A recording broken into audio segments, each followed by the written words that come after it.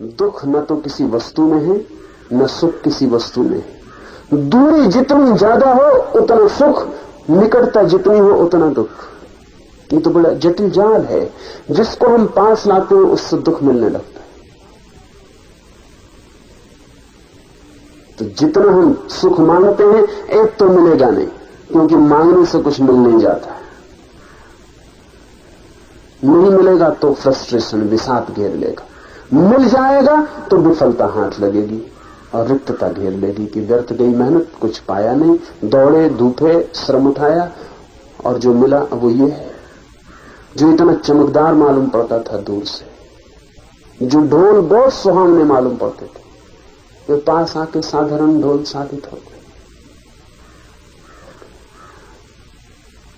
जो चुनेगा वो उलझ जाएगा संसार में। संसार है चुनाव,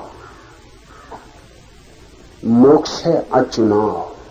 चुनना ही मत। सुख आए तो सुख से राजी हो जाना और दुख आए तो दुख से राजी हो जाना, लेकिन भीतर चुनाव मत करना कि मैं ये चाहता हूं। अपनी मांग इस जगत के सामने जो नहीं रखता वो जगत से मुक्त हो जाता है। इसे थोड़ा ठीक गहरे में जाने दें। इस जगत से जो कुछ भी नहीं मांगता, ये जगत उसे फंसा नहीं सकता। इस जगत से कुछ भी मांगा कि आप फंस गए। जो आप मांगते हैं वो मिल जाए तो भी फंस गए, न मिले तो भी फंस गए। मांगते ही फंस गए, मिलने न मिलने से कोई संबंध नहीं। मछलियों को पकड़ने वाले लोग मछुए कांटे में आटा लगा के पानी में डाल डालते। इनसे सिर्फ वही मछली बचेगी जो मुंह खोलेगी नहीं। जिस मछली ने मुंह खोला वो फंसी। सभी मछलियां आटे के लिए मुंह खोलती, कोई मछली इतनी ना समझ नहीं कि कांटे के लिए मुंह खोलती। सभी मछलियां आटे के लिए मुंह खोलती।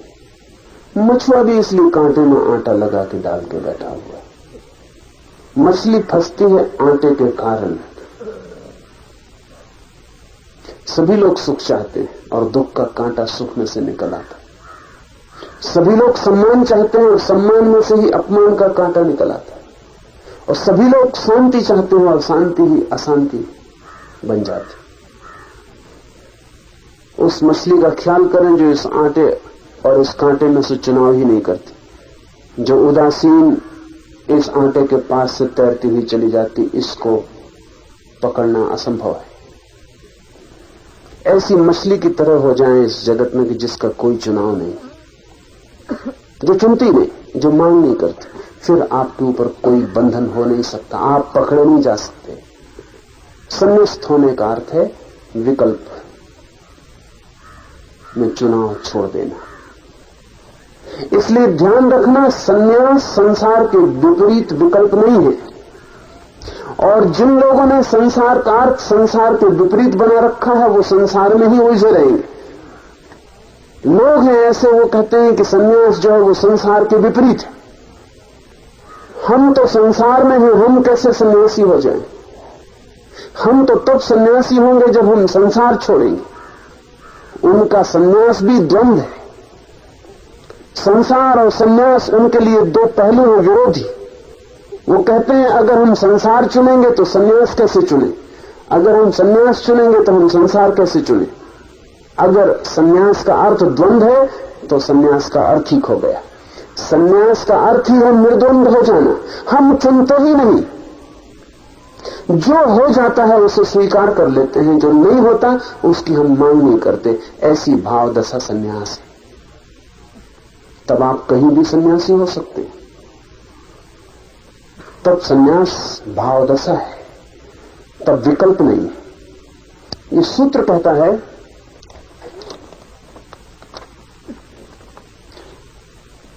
इसलिए हे निर्दोष, समाधि निष्ठ होकर विकल्पों से शून्य बन। समाधि आती ही तब है जब कोई विकल्पों से शून्य होता है। जिस समय निर्विकल्प समाधि द्वारा आत्मा का दर्शन होता है उसी समय हृदय की अज्ञान रूप गांठ का पूर्ण नाश हो जाता है। दो तरह की समाधियां कही हैं। एक समाधि है सविकल्प समाधि, वो नाम मात्र को समाधि।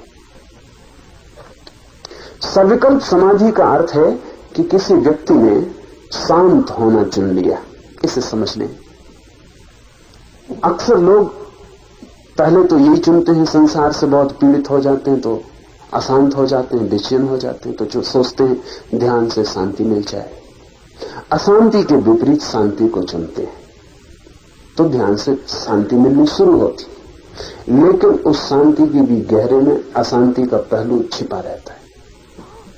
वो विकल्प मौजूद रहेगा क्योंकि आपने शांति को चुना ही अशांति के विपरीत है। जिसके विपरीत आपने चुना है उससे आप छूट नहीं सकते, वो मौजूद रहेगा। इतना हो सकता है कि जो आपने चुना है वो पहलू ऊपर आ जाए और जो आपने नहीं चुना है वो नीचे चला जाए, बाकी वो मिट नहीं सकता। चुनाव कभी भी द्वंद्व के बाहर नहीं ले जा सकता, द्वंद्व रहेगा। तो जो आप चुनते हैं वो चुनाव के कारण ही विपरीत मौजूद बना रहता है।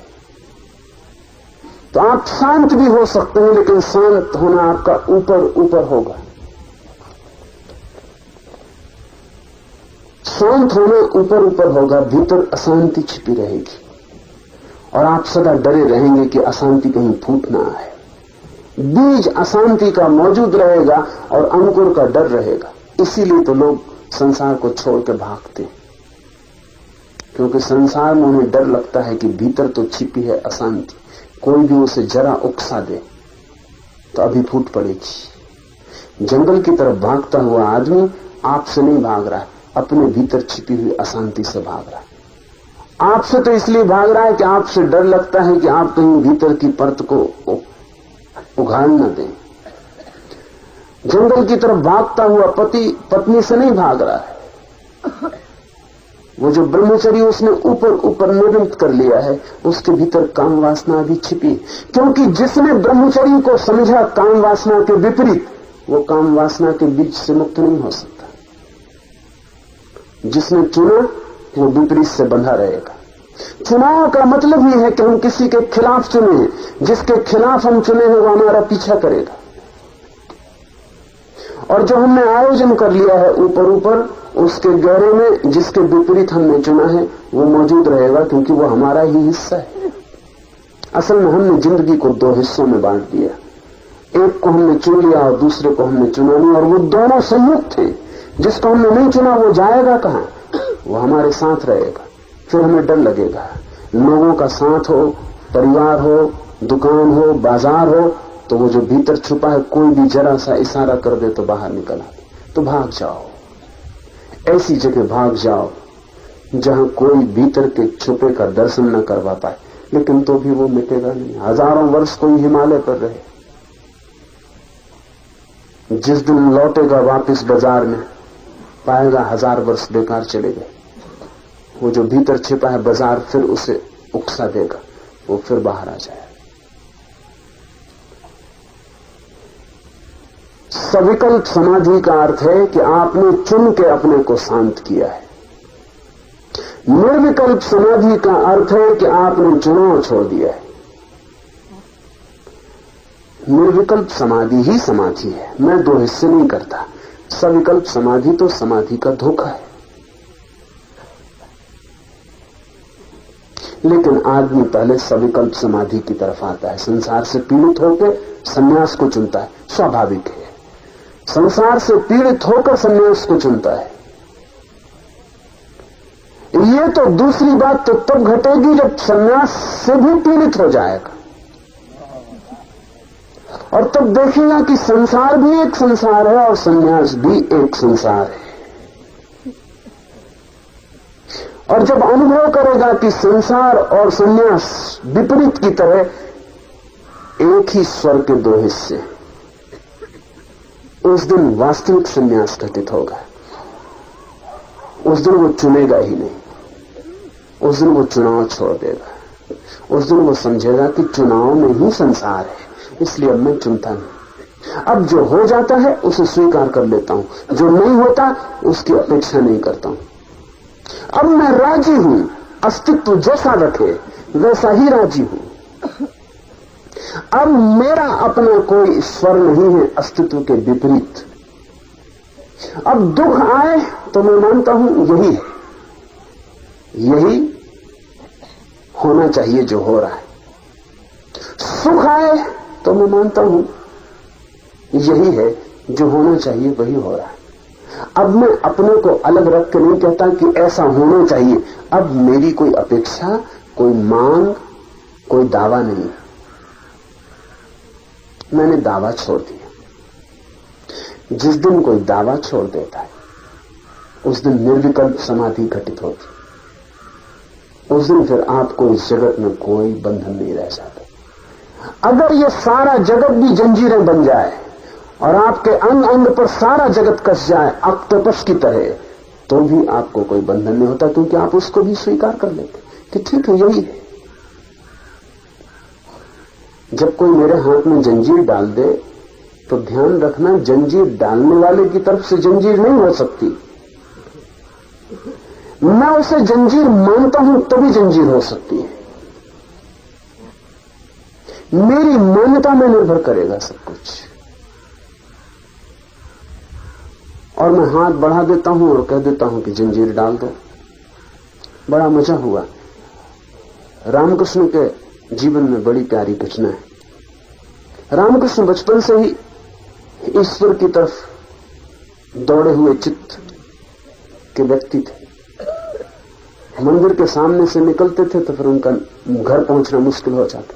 वहीं नाचने लगते, वहीं लेट जाते, सीढ़ियों पर पड़े रहते। कोई राम का नाम ले दे तो भाव में आ जाते। तो घर के लोग जानते थे कि ये लड़का संसार में नहीं जाएगा। कोई आशा नहीं थी, लेकिन फिर भी मां बाप का फर्ज था।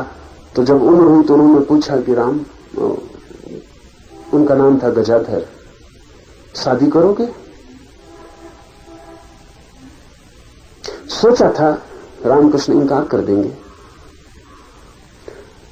रामकृष्ण बहुत प्रफुल्लित हो गए। उन्होंने कहा शादी कैसी होती? जरूर करेंगे।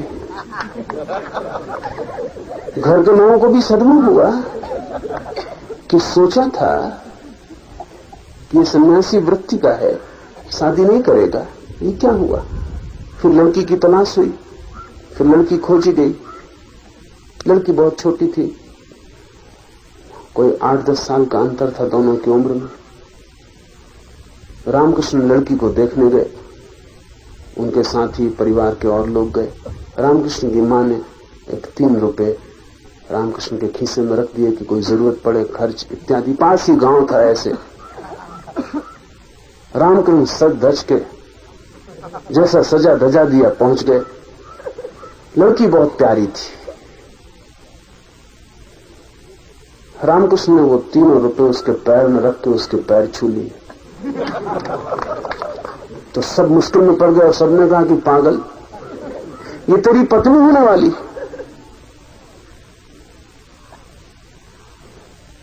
और तूने पैर छू लिए और ये 3 रुपए किस लिए चढ़ा दिए? तो रामकृष्ण ने कहा मेरी मां जैसी प्यारी लगती, क्योंकि रामकृष्ण एक ही प्रेम जानते थे, वो मां जैसा प्रेम। बहुत प्यारी लगती है मां जैसी, इसको मैं मां ही कहूंगा, पत्नी भी हो तो हर्ज क्या। फिर शादी भी हो गई, लेकिन रामकृष्ण शारदा को मां ही कहते रहे, उसके पैर ही छूते रहे। और जब काली की पूजा का दिन आता तो वो काली की पूजा ना करके शारदा को बिठा लेते सिंहासन पर और उसकी पूजा कर लेते। वो कहते जब जिंदा मां है तो फिर मूर्ति की क्या जरूरत। पत्नी बंधन न रही, उसे बंधन की तरह देखा ही नहीं। हाथ बढ़ा दिया, जंजीर ले ली। आपके भाव दशा में निर्भर करता है। दुख दुख है क्योंकि आप दुख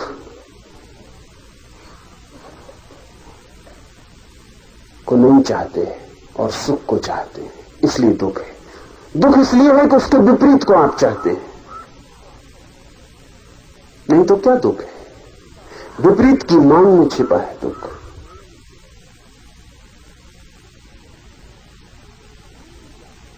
अशांति क्या है? क्योंकि आप शांति को चाहते हैं, इसलिए अशांति है।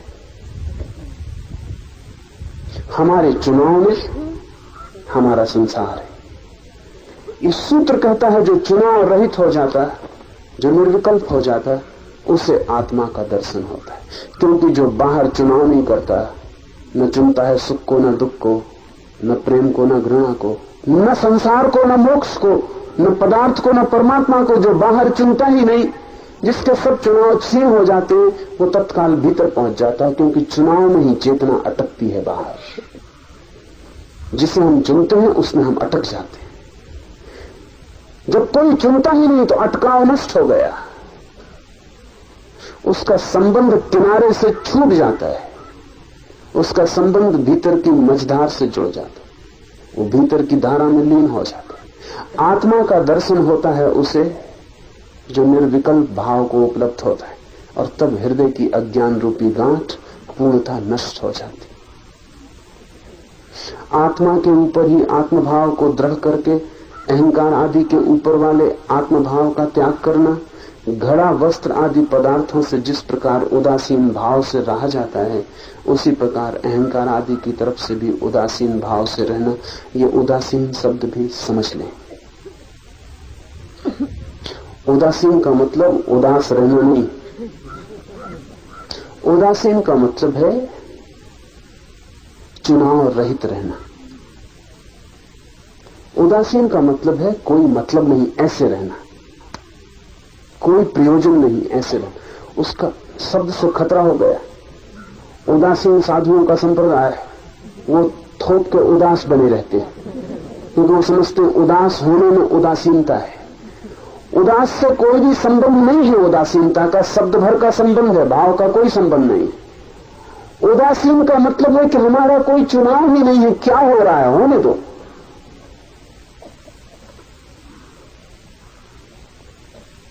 उदासी नहीं, उदासीनता, इनडिफरेंस, उपेक्षा। ठीक है, जो हो जाए ठीक है।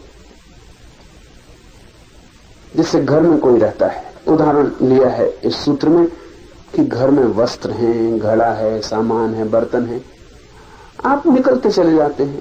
घड़ा पड़ा है, कोई उस पर विशेष ध्यान देने की जरूरत नहीं पड़ती। कपड़े टंगे हैं, घर में टंगे हैं, आप उनके बीच से गुजर जाते हैं। ऐसे ही अपने भीतर अहंकार टंगा है, दुख टंगे हैं, सुख टंगे हैं, पीड़ाएं पड़ी हैं, चिंताएं पड़ी हैं, सुख की स्मृतियां हैं और दुख के संस्मरण हैं, वो सब पड़े हैं। सामान है, भीतर का घड़ा, वस्त्र इत्यादि, इनके बीच से ऐसे गुजर जाना कि सब ठीक है, जो है ठीक है, इस पर कोई ध्यान न देना, इसमें कुछ चुनाव न करना, इसमें किसी से आकर्षित और किसी से विकर्षित न होना। यह अर्थ है उदासीनता का। उदासीन आदमी अति प्रफुल्लित होता है, उदास नहीं। लेकिन ध्यान रखना, प्रफुल्लित का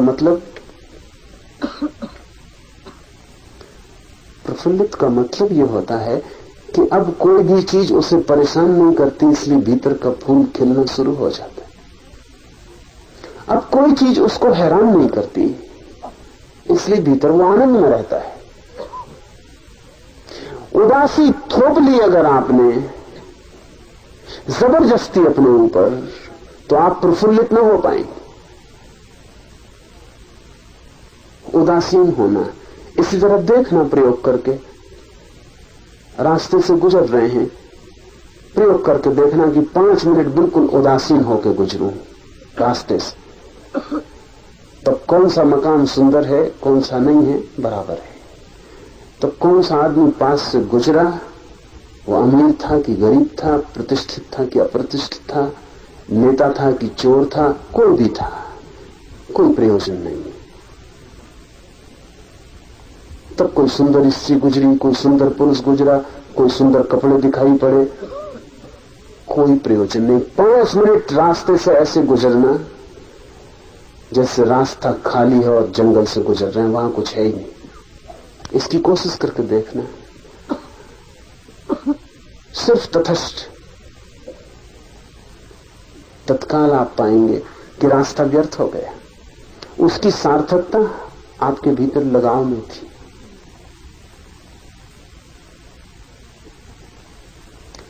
विद्यासागर ने एक संस्मरण लिखा है। लिखा है कि एक दिन सांझ घूमने गया था और एक मुसलमान सज्जन भी सामने चले जा रहे थे, वो भी रोज टहलते थे। अचानक एक नौकर भागा हुआ आया और विद्यासागर बिल्कुल पीछे ही थे। उस नौकर ने आके कहा, मीर साहब, मुसलमान मित्र से, आपके घर में आग लग गई, जल्दी चले। मीर साहब ने कहा कि चलता हूं, लेकिन वो वैसे ही चलते रहे, वही छड़ी, वही पैर की चाल, कोई फर्क ना पड़ा।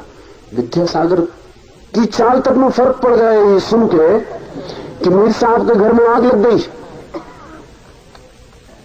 उनकी सांस जोर से चलने लगी और उनके पैर तेजी से चलने लगे, लेकिन देखा कि मीर साहब उसी चाल से चल रहे हैं। नौकर घबराया, उसने कहा, आपने सुना नहीं, घर में आग लग गई।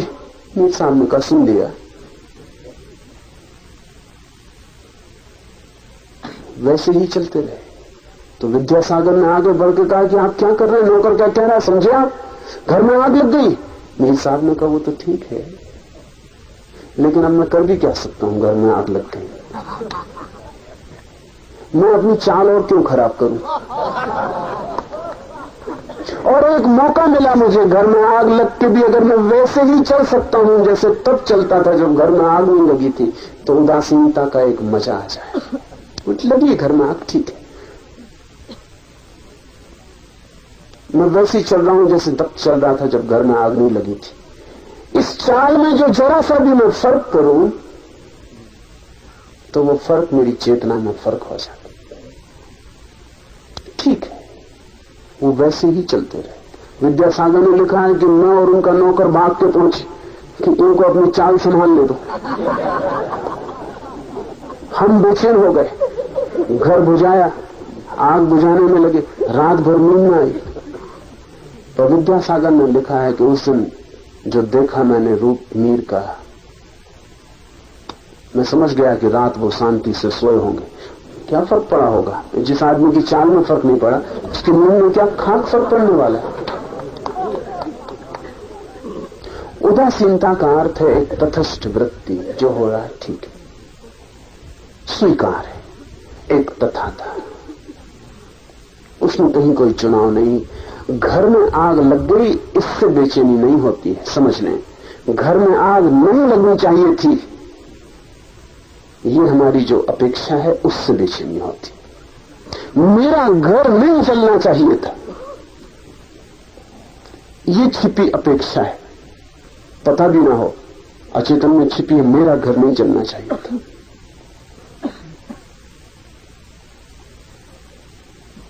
तो घर जल गया, तो वो भीतर की अपेक्षा टूटी, उससे चाल डगमगा जाती, उससे चेतना डगमगा जाती। लेकिन जिसकी कोई अपेक्षा नहीं, कुछ भी हो जाए, जो भी हो जाए, उसके विपरीत कोई भाव और आग्रह नहीं है, इसलिए चेतना नहीं डगमगाती।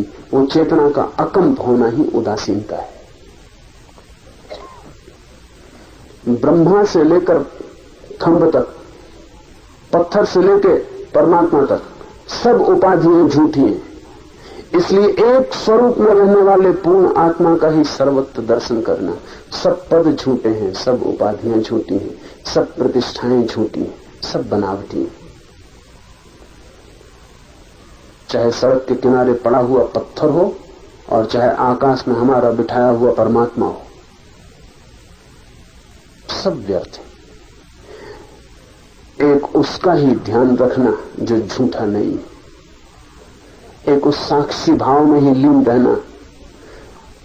तो पत्थर भी अगर आप हो जाओ तो भी उसी साक्षी भाव में लीन रहना, और अगर ब्रह्मा भी बने दिए जाओ तो भी उसी साक्षी भाव में लीन रहना। तो फिर पत्थर और ब्रह्मा होने में कोई चुनाव नहीं लगेगा, क्योंकि वो साक्षी भाव एक ही है। गरीब है तो साक्षी भाव में लीन रहना, अमीर हो जाए तो साक्षी भाव में लीन रहना। तो फिर गरीबी अमीरी कोई फर्क नहीं लाएगी, क्योंकि वो भीतर एक ही धारा साक्षी भाव की बहती रहेगी। सब उपाधियां व्यर्थ हैं, जो बाहर से उपलब्ध होता है वो सब व्यर्थ है, और भीतर से जो उपलब्ध होता है वही सार्थक, लेकिन भीतर से सिवाय साक्षी चैतन्य के और कुछ भी उपलब्ध नहीं होता है। हर हाल में, हर स्थिति में इस भीतर की आत्मा का ही दर्शन करते रहना। स्वयं ही ब्रह्मा, स्वयं विष्णु, स्वयं इंद्र, स्वयं शिव, स्वयं जगत और स्वयं ही यह सब कुछ है, स्वयं से भिन्न कुछ भी नहीं। वही कैवल्य का भाव जो इस चैतन्य को अनुभव करता है, जो इस साक्षी को जान लेता है, उसके लिए फिर दूसरा मिट जाता है। फिर दी अदर, वो दूसरा नहीं है, फिर मैं ही हूं, फिर मेरा ही फैलाव है। क्योंकि जिस दिन मैं अपनी चेतना को जानता हूं उसी दिन मैं ये भी जान लेता हूं कि आपकी चेतना मुझसे भिन्न नहीं है। जब तक मैं अपने शरीर को जानता हूं तब तक आप मुझसे भिन्न हैं, क्योंकि मेरा शरीर अलग है, आपका शरीर अलग है। ऐसा समझे कि एक दिया जल रहा है, मिट्टी का दिया है, एक और दिया जल रहा है, चांदी का दिया है, और एक और दिया जल रहा है जो सोने का दिया है। ये तीनों दिए अगर अपने मिट्टी, चांदी, सोने की देह पर ध्यान करें तो तीनों अलग अलग हैं, और तीनों समझेंगे कि तू मिट्टी का दिया, क्या मुझसे होड़ कर रहा है, मैं चांदी का दिया। और सोने का दिया कहेगा कि क्या बातचीत है लगा रखी, मैं सोने का दिया। लेकिन ये तीनों दियों में से एक भी दिया अगर ज्योति का अनुभव कर ले कि मैं ज्योति हूं, वो जो दिए में ज्योति चल रही, ज्योति का अनुभव होते ही क्या ये ज्योति का अनुभव करने वाला दिया मिट्टी के दिए से कह सकेगा कि तू मुझसे अलग, क्योंकि अब वो इसकी भी ज्योति ही देख पाएगा। अब वो दो व्यर्थ हो गई जो चांदी सोने मिट्टी की है। अब तो वो ज्योति ही सार्थक रह गई, जो ना चांदी है, ना सोना है, ना मिट्टी है, सिर्फ ज्योति है। ये दिया, इन तीनों में से एक भी दिया ये अनुभव कर ले कि मैं ज्योति हूं, उसके लिए सारे जगत के दिए उसके साथ एक हो गए।